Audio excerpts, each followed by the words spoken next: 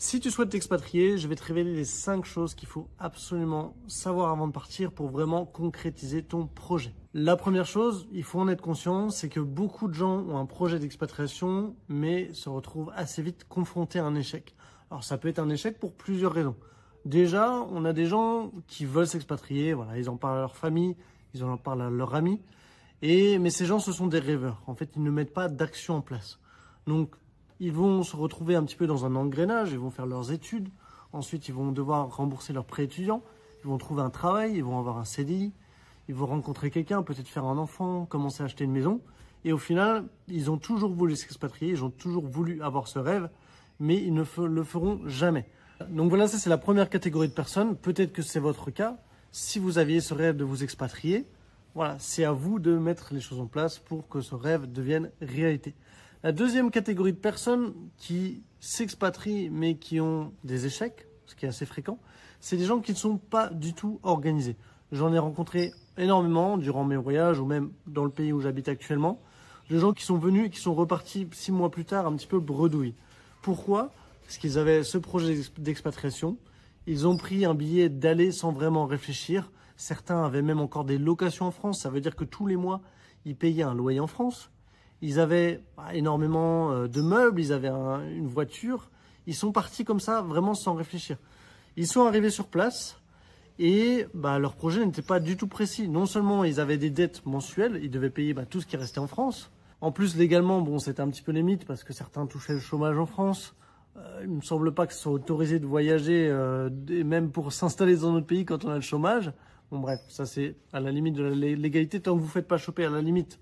Ça vous regarde, même si bon, c'est l'argent du contribuable.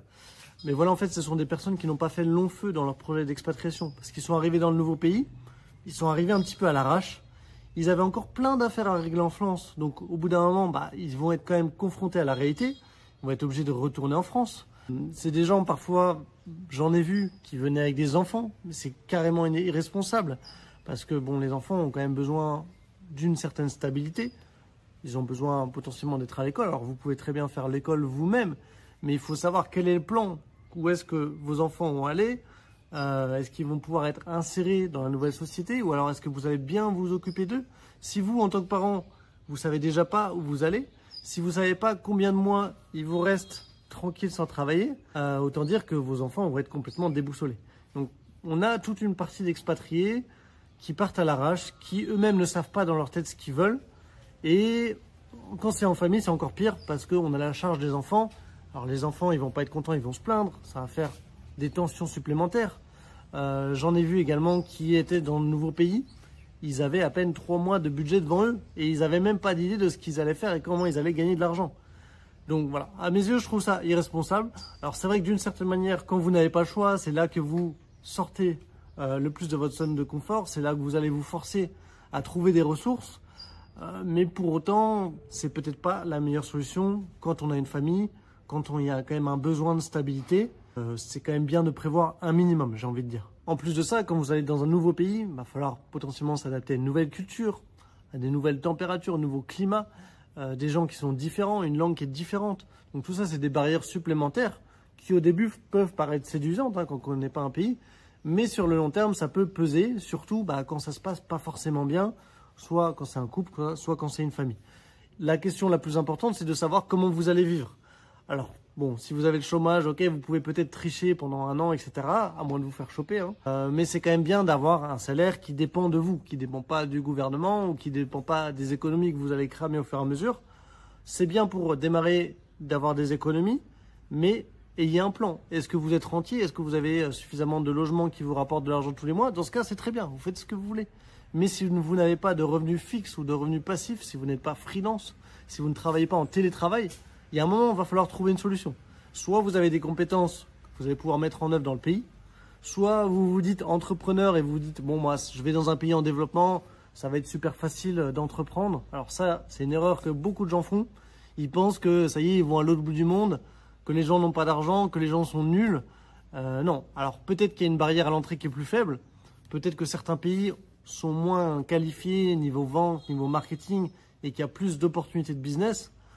Mais pour autant, c'est complètement bête de penser que vous allez arriver comme un messie dans un nouveau pays et que vous allez faire fortune. Ça, c'est un petit peu délusoire, je dirais.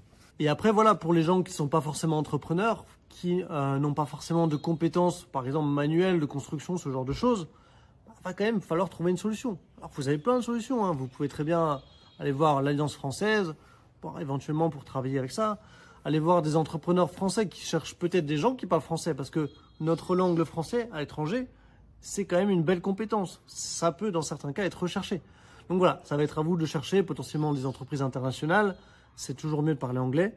Mais pensez que vous parlez français et que c'est quelque chose qui peut être recherché. Donc voilà, si vous n'avez pas de compétences immédiates, votre compétence cachée, c'est le français. Retenez bien ça. Ensuite, la deuxième chose à savoir quand vous voulez vous expatrier, c'est tout ce qui va être administratif. C'est une partie qui est très souvent sous-estimée, mais qui peut être très pesante. Alors déjà, renseignez-vous bien comment ça fonctionne dans le pays. Est-ce que vous pouvez rester dans le pays légalement? Combien de temps ça prend? Combien ça va vous coûter? Prévoir un petit budget par rapport à ça, hein, parce que quand même, faire des résidences, ça coûte de l'argent, hein, simplement. Une fois de plus, moi j'ai déjà rencontré des gens pendant mes voyages qui étaient 100% illégaux dans les pays qu'ils visitaient. Alors, vous vous dites, ok, bon, c'est des pays, tout le monde s'en fout, il y a de la corruption, etc. Mais si vous voulez vous investir dans un projet, si vous voulez rester dans un pays sur le long terme, la moindre des choses, c'est quand même déjà de commencer à respecter les règles du nouveau pays. C'est vraiment la moindre des choses. Je suis tombé sur des gens, ça faisait 2 ans qu'ils étaient dans le pays. Ils louaient une maison, ils avaient des projets, etc. Et ils n'avaient même pas les papiers du pays. Alors ça, moi, je trouve ça complètement aberrant. Non pas pour le respect des règles, etc. Mais si vous avez un projet et que vous faites même pas la peine, vous vous donnez même pas la peine de faire vos papiers, à tout moment, vous pouvez vous faire expulser. Et vous ne pourrez rien dire parce que c'est votre faute. Donc déjà, ça, c'est le point de base. Essayez de toujours être en règle avec les autorités locales. Effectivement, je trouve qu'en France, il y a un vrai problème d'intégration. Les immigrés ne s'intègrent pas. Il y a beaucoup de sans-papiers. Voilà, moi, ça me plaît pas. Donc, quand je vais m'expatrier dans un pays, déjà, je vais faire en sorte de m'intégrer. Je vais faire en sorte d'apprendre la langue. Écoutez, s'il y a des lois qui me désavantagent en tant qu'expatrié, c'est comme ça, c'est la vie. Je suis pas local. Priorité aux locaux. Moi, je trouve ça normal. C'est peut-être de la discrimination. Mais c'est comme ça. Ça marche comme ça. Je vais pas essayer de me prendre la tête avec quelqu'un. Si quelqu'un veut se battre, je vais tout faire pour ne pas me battre. Voilà, je ne cherche pas la merde. Je ne crée pas de problème. Je suis un immigré, comme certains disent, même si on utilise plutôt le terme expatrié. Écoutez, si vous voulez dire le terme immigré, ça marche très bien aussi. Et il n'y a pas de honte à être un immigré, du moment qu'on se comporte bien dans le nouveau pays. Donc soyez en règle déjà sur tout ce qui est administratif. Deuxième chose, au niveau de l'administratif, faites attention comment vous faites vos papiers. Alors première option, vous allez pouvoir faire vos papiers tout seul. C'est pas forcément conseillé, ça va dépendre un petit peu des démarches, ça va dépendre de est-ce que vous parlez la langue. Je recommande en général de passer par quelqu'un, un intermédiaire, qui connaît bien le pays, qui habite dans le pays depuis longtemps, peut-être même un local parfois, pas forcément, mais ça peut être bien de passer par un local. Simplement parce que en passant par une personne comme ça, vous allez vous assurer que vous allez faire le processus correctement. Ouais, petit moustique là qui m'attaque. Vous allez faire le processus correctement et ça va vous enlever beaucoup de poids. Vous allez arriver, vous allez vous faire vos papiers et après vous allez être tranquille. Quelqu'un va vous guider sur tout le processus. Moi, j'ai vu beaucoup de gens arriver ici, je vous donne l'exemple d'où je suis au Paraguay, qui voulaient faire leurs papiers tout seuls et ils ont mis plus de 6 mois avant d'avoir les papiers. Alors que bon, s'ils avaient pris un accompagnement, en 2 jours, c'était réglé. Donc voilà, ça coûte de l'argent d'être accompagné par des professionnels, mais il y a peut-être aussi des raisons pour lesquelles c'est intéressant. Faites attention tout de même aux professionnels. On a quand même des gens qui sont parfois malhonnêtes. Alors on va avoir grosso modo 2 types d'arnaques majeures. Alors il y a les vraies arnaques, c'est-à-dire que les gens ils vont vous dire bon on fait la résidence, vous allez leur verser un acompte et vous n'allez plus jamais en entendre parler. Alors ça évidemment ça concerne très peu de gens, c'est peut-être moins d'1% des cas. La meilleure manière d'éviter les arnaques de ce genre, c'est simplement de se renseigner sur les agences sur lesquelles vous voulez passer. Si les gens ne montrent pas leur visage, s'ils ne sont pas du tout présents sur Internet et s'ils vous vendent des promesses mais que vous n'avez aucun retour sur leur expérience, voilà, faites attention, c'est du bon sens, j'ai envie de dire. Deuxième type d'arnaque, ça va être en fait des gens qui vont vous faire vos papiers, mais vous le savez certainement que ce soit en Amérique du Sud ou en Asie, on a quand même pas mal, ou même en Afrique, on a pas mal de problèmes de corruption. Et donc avec cette corruption, il y a pas mal de possibilités, c'est-à-dire que plutôt que le papier il prenne 6 mois à sortir, il va sortir en 2 semaines. Donc là la personne vous dit t'inquiète pas, en 2 semaines je te sors tout. Alors oui, il y a 2 options. Soit les papiers sont faux, c'est-à-dire qu'ils vous les impriment, c'est comme si ils le mettaient sur l'ordinateur, Ils sortent l'imprimante, ils vous impriment le papier. Mais le papier n'est à aucun moment dans le système. Donc ça, c'est un gros danger pour vous parce qu'en fait, vous êtes complètement illégal dans le pays. Donc ça, c'est le pire cas de figure. Deuxième cas de figure, les papiers sont bien rentrés dans le système. Ils ont simplement payé des gens pour que ça aille plus vite, etc. Il faut savoir que chaque pays fait quand même la chasse à la corruption. La corruption n'est pas souhaitable par un gouvernement. Donc, selon le pays où vous allez aller, il va y avoir plus ou moins de chasse à la corruption. Pour l'exemple ici du Paraguay, en ce moment, ils mettent vraiment des moyens assez importants pour empêcher ce genre d'accélération. Et en fait, le jour où votre contact va tomber, parce que ça va finir par arriver, hein, ces gens-là qui passent par des filières légales finissent toujours par tomber, ça on va pas se le cacher. Le jour où cette personne va tomber, vous avez deux cas de figure. Soit vous avez de la chance, c'est juste la personne qui tombe et vous n'aurez pas de répercussions. Soit, en fait, tous les papiers que cette personne aura déposés, il va y avoir un historique, ça va être remonté et tous les papiers seront annulés. Vous pourrez même potentiellement être mis en cause par rapport à ça et avoir des problèmes avec la justice. Donc faites très attention au niveau des papiers, regardez bien l'ancienneté des entreprises par lesquelles vous passez. Si vous le faites tout seul, je vous conseille de le faire sérieusement, de le faire le plus carré possible. Je sais que l'administratif, parfois, ça peut paraître chiant, mais une fois de plus, soyez sérieux sur votre projet de vie. Et le dernier point, évidemment, c'est que parfois, quand c'est accéléré, c'est que c'est pas légal. Hein. Simplement, si c'est écrit sur le site internet du gouvernement, il faut 3 mois pour donner votre résidence, et que quelqu'un vous propose 1 semaine, 2 semaines, 3 semaines, c'est le cas ici au Paraguay, il y a plein de gens qui font des accélérations. Tous les gens qui ne sont jamais venus, ils pensent que c'est légal, parce qu'on leur propose, mais c'est complètement illégal. Donc voilà, faites attention, lisez bien ce qui est écrit sur le site officiel. Si vous avez des doutes, vous prenez le lien du site, vous envoyez sur ChatGPT, vous lui dites « explique-moi », vous pouvez poser des questions à ChatGPT en vous basant sur la page officielle du site. Donc ça, avec l'IA, aujourd'hui, vous n'avez plus d'excuses de ne pas parler la langue. Voilà. Même si vous décidez de passer par quelqu'un, même si vous faites accompagner, c'est important d'avoir au moins les bases et de savoir comment ça se passe. Parce que si la personne vous ment, si la personne invente des choses, vous ne serez pas en mesure de le savoir. Donc, essayez d'avoir au moins le strict minimum et confrontez plusieurs professionnels pour voir est-ce qu'il y a des sons de cloche différents. Et si vous voyez qu'il y en a un qui vous dit 1 semaine, l'autre il vous dit 1 mois et l'autre 3 mois, a priori, c'est qu'il y a un problème sur deux des 3, quoi. Et souvent, c'est celui qui dit le délai plus long qui est le plus proche de la vérité, en général. Parce que quelqu'un qui veut vendre un service, il a tout intérêt à le donner le plus rapidement possible. D'ailleurs, petit aparté avant de continuer, dimanche prochain, j'organise un atelier pour l'expatriation, donc pour les gens qui veulent s'expatrier. On verra ensemble déjà pourquoi est-ce que ça devient urgent de quitter la France. Deuxièmement, comment choisir son pays d'expatriation, parce que vous avez énormément de choix à disposition et c'est pas toujours facile de savoir où est-ce qu'on veut aller. Et enfin, je vous donnerai un plan d'action que vous allez pouvoir suivre étape par étape pour mettre en place toute votre expatriation et être prêt d'ici moins de 3 mois. Donc voilà, ça, vous pouvez vous inscrire, ça se passe directement en description et ça sera dimanche à 18 h. Le troisième point dont vous devez être conscient quand vous expatriez, c'est la barrière de la langue. Ça peut paraître bête, mais quand vous arrivez dans un pays où vous ne parlez même pas la langue, ça va être dur d'apprécier votre quotidien si vous ne pouvez même pas communiquer avec les locaux. C'est pour ça que moi, en général, je recommande plutôt des pays avec une langue relativement facile à parler. Donc les pays anglophones, c'est très bien, parce qu'en général, l'anglais, on a tous plus ou moins des notions et c'est pas non plus trop dur à apprendre.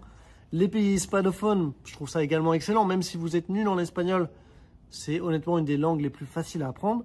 Les pays d'Asie, je trouve que c'est très intéressant l'Asie, mais c'est le problème principal, c'est la barrière de la langue. Avec les Thaïlandais, par exemple, il va falloir un sacré effort pour apprendre le thaïlandais. Et les Thaïlandais ne parlent pas tellement anglais. Donc ça peut être un vrai souci. Et le problème, c'est que quand vous débarquez dans un pays où vous ne parlez pas la langue va être difficile à apprendre. Vous allez vous retrouver au final à traîner uniquement avec des expatriés. Alors, si c'est votre délire de traiter uniquement avec des Européens, des Américains, etc., pourquoi pas? Si vous voulez refaire la France dans un autre pays du monde, écoutez, moi, c'est pas ma vision des choses quand je m'expatrie, mais si c'est votre choix, faites-le. Tant que vous respectez le pays où vous êtes, vous pouvez le faire. Mais moi, je trouve ça dommage. Autant avoir une petite communauté de Français dans un pays, c'est sympa, on se fait des restos, on parle notre langue, c'est quand même plus naturel.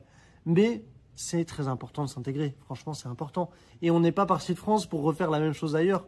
Je veux dire, les Français, surtout les Français à l'étranger, je vais pas vous mentir, il n'y a pas que du bon. Il n'y a pas que du bon. Surtout dans les pays qui sont un peu plus fréquentés que la moyenne. Ça attire les bons expatriés, mais ça attire aussi les mauvais. Donc voilà, faites quand même attention au niveau de la barrière de la langue. Choisissez un pays où vous allez pouvoir vous intégrer. Et les communautés d'expatriés, pourquoi pas, mais n'en abusez pas trop non plus. Vous allez voir que vous aurez beaucoup de choses à apprendre par des locaux. Les gens vont vous apprendre leur culture. Ils sont pour la plupart très adorables. Alors ça va dépendre des pays bien sûr. Il y a des pays où c'est peut-être un petit peu plus tendu. Mais ça va faire partie de votre recherche de pays. Ça sera à vous de voir qu'est-ce que vous recherchez. Personnellement, l'Europe de l'Est, j'y suis déjà allé un petit peu. J'avais du mal parce que les gens étaient froids au premier abord. Alors il paraît qu'ils sont très gentils, mais j'avais du mal avec ce côté froid. Et au contraire, j'ai fait l'Amérique du Sud. Je suis même actuellement en Amérique du Sud. Et j'adore ce côté ultra accessible qu'ont les gens. Donc voilà, ça va dépendre de chacun. Le quatrième point à connaître quand vous vous expatriez, ça va être la fiscalité.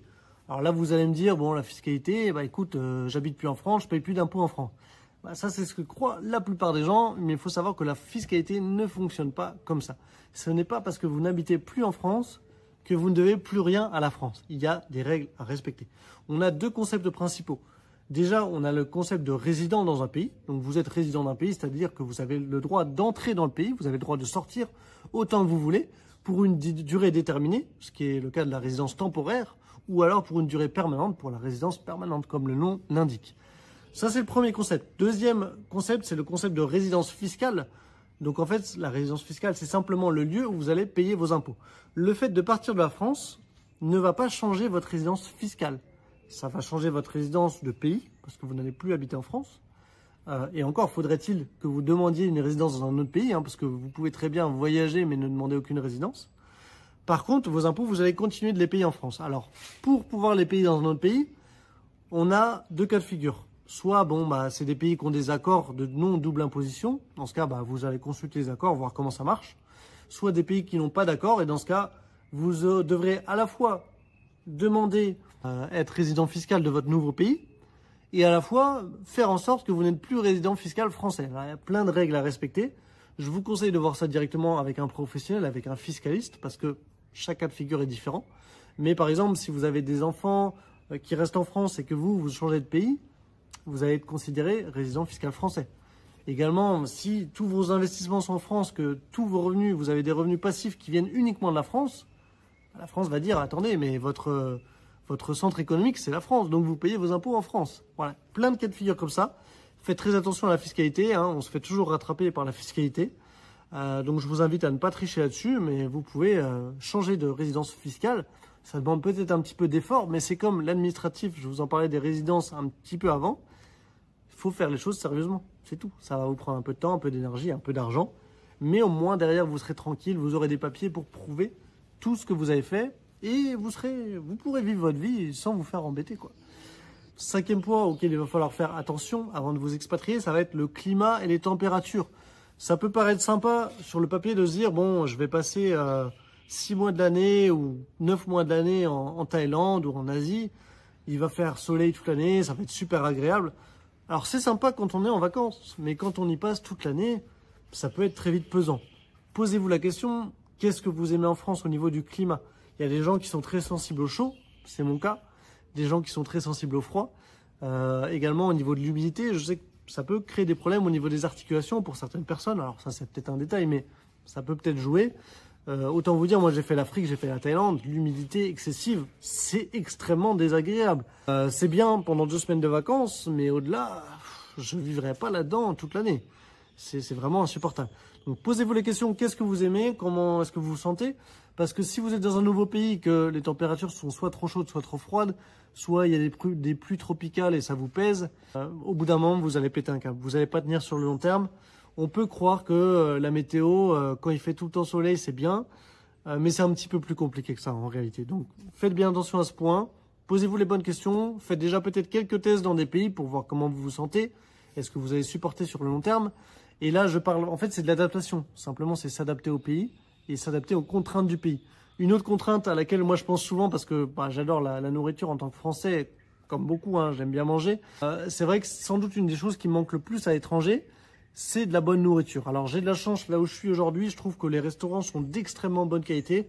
Il y a de très bons supermarchés avec énormément de choix de produits. Mais je discute souvent avec d'autres expatriés qui ont fait d'autres pays, etc. Et qui me disent, quand on va dans les restaurants, c'est claqué, quoi, il n'y a rien. Les supermarchés, c'est catastrophique. Donc voilà, ça peut très très vite vous peser. Surtout le fromage. Hein. Le fromage, on y revient toujours au fromage. Mais quand il n'y a pas de fromage, c'est difficile. Ici, on a de la chance d'avoir pas mal d'expatriés suisses et de plus en plus de Français. Donc, il y a du fromage. C'est peut-être pas la plus grosse variété qui est. Mais franchement, il est pas mauvais du tout. Dernier point, alors normalement il y avait 5 points, mais je vais vous en donner un petit bonus. Ça va être de débunker le mythe de la santé. On entend souvent en France, oui, la France a le meilleur système de santé au monde, vous pouvez vous faire soigner gratuitement, etc. Alors peut-être que jusqu'à 10-20 ans, c'était très vrai. Aujourd'hui, quand vous avez des problèmes de santé, il va falloir attendre minimum 3 ou 6 mois pour vous faire soigner, pour avoir un rendez-vous. Donc la France n'est plus aussi resplendissante qu'elle l'était avant. Il ne faut pas croire que le tiers-monde n'a aucun hôpital, on ne peut pas être soigné, etc.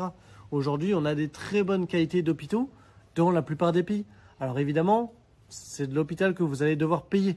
Ça va être de l'hôpital privé. Si vous allez dans l'hôpital public en Amérique du Sud, globalement, vous aurez autant d'attentes qu'un hôpital en France. Et on ne va pas se mentir, les infrastructures en France sont quand même meilleures que celles dans des pays d'Afrique, d'Amérique du Sud ou d'Asie. Globalement, c'est quand même des meilleures infrastructures en France. Par contre, là, on parle d'hôpital public. Hein. Par contre, si on parle d'hôpital privé, honnêtement, ici, juste pour vous donner l'exemple d'ici, vous avez des hôpitaux qui sont exceptionnels. Ça manque de rien, vous pouvez vous faire opérer de tout et n'importe quoi. C'est des gens qui sont compétents. Hein. En général, les gens qui travaillent en hôpital privé, c'est des médecins qui ont fait des études à l'international, hein, qui font des colloques, qui voyagent pour se tenir informés, pour se former en permanence. Donc voilà, c'est pas des rigolos qu'on charcuté un mec dans leur cave pour apprendre, quoi. C'est des mecs qui ont vraiment un métier. Donc les hôpitaux privés ici, à l'étranger de manière générale, vous aurez de la bonne qualité. Ce qu'il va falloir faire, c'est simplement prendre une assurance pour pouvoir voyager. Donc soit vous voyagez en plein de pays, vous prenez plutôt une assurance internationale, ça va vous coûter un peu plus cher, mais au moins vous serez couvert partout. Soit vous restez que dans un seul pays. Et là, vous pouvez prendre une assurance locale. Il y a énormément d'assurances locales qui sont super intéressantes. Simplement, les locaux n'ont pas forcément les moyens de prendre des assurances. C'est pour ça qu'on se dit, les locaux, ils sont obligés de vendre leur maison pour soigner leur père qui est malade. Bah oui, ça c'est la réalité, parce qu'ils n'ont pas d'assurance. Si vous avez une assurance que vous payez tous les mois, évidemment, regardez bien les termes de votre assurance. Hein. Ça va dépendre du budget que vous prenez. Mais vous n'aurez pas de problème de soins à l'étranger. Honnêtement, ça c'est vraiment un mythe que je voulais débunker. Parce que je trouve qu'on en entend trop souvent parler, alors qu'en vrai, à l'étranger, on trouve quasiment tous les médicaments, même beaucoup plus facilement qu'en France, surtout les médicaments un petit peu contrôlés avec ordonnance. Ici, on les trouve ultra facilement. On trouve des soins de très bonne qualité, des rendez-vous ultra rapides. Donc voilà, vous ne manquerez pas de soins à l'étranger. Préparez simplement bien votre départ et une assurance, protégez-vous. C'est du bon sens, mais je tenais à le dire quand même. Donc voilà, je vous rappelle que dimanche prochain, j'organise un petit atelier sur l'expatriation dans lequel je vous expliquerai comment choisir votre pays, votre plan d'action pour être prêt d'ici 3 mois pour vous expatrier. Et on verra pourquoi est-ce que ça ne va pas en France actuellement, parce que y a de plus en plus de gens qui veulent partir et il y a effectivement des raisons. Si ça vous intéresse, je vous laisse vous inscrire directement en description. On se dira du coup à dimanche. Si vous avez des questions, n'hésitez pas à m'en faire part. Je lirai tout le monde dans les commentaires. Dites-moi où est-ce que vous êtes expatrié, si vous avez déjà passé le cap. On se dit à très bientôt, c'était Matt. Ciao.